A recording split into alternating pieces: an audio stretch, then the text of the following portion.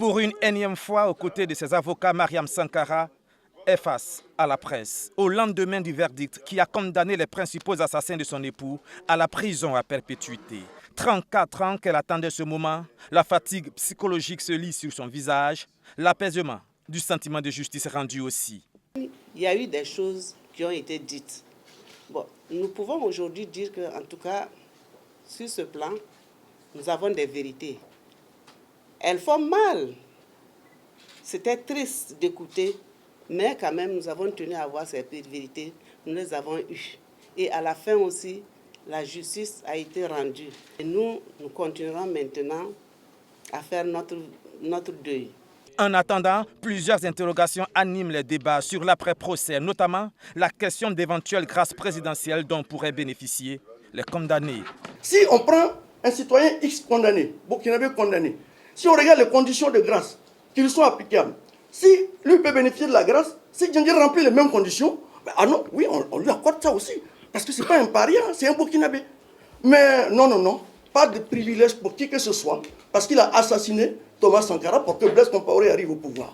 Puis, Maître Farama de se montrer beaucoup plus offensif avec les autorités de la transition en ligne des mires. Si les gens ont pris le pouvoir pour redresser les choses, pour venir gracier leurs amis ou leurs anciens amis, bah moi en tout cas, je suis burkinabé, je donnerai mon opinion. Alors il ne faut pas qu'ils se trompent. Je crois qu'ils auront face à eux d'autres burkinabés qui leur diront non. Parce que dans le principe, ça ne peut pas s'accepter.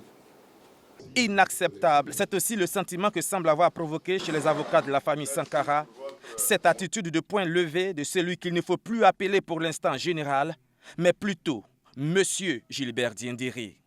Quand je l'ai entendu au procès dire qu'il présentait ses condoléances à la famille, qu'il était meurtri par ses crimes, et quand j'ai vu son attitude à la fin, je me suis dit, il y a une hypocrisie. Parce que je n'ai jamais cru en sa sincérité. Quand il dit ces mots, pour moi, j'ai toujours pensé que c'était pour la circonstance du procès. Et il en a donné la preuve.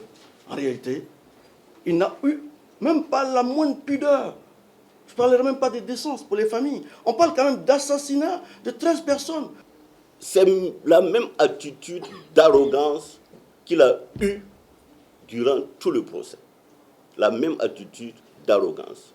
Je ne sais pas d'où il tire cette arrogance et pourquoi il est si arrogant devant un tribunal qui le juge pour des crimes véritablement odieux. Pour ce qui est de l'extradition de Blaise Compaoré qui a acquis depuis la nationalité ivoirienne, pour l'instant c'est le blocage. La Côte d'Ivoire dit ne pas extrader ses citoyens. Le procès au civil de l'affaire, lui, débutera le 13 avril prochain.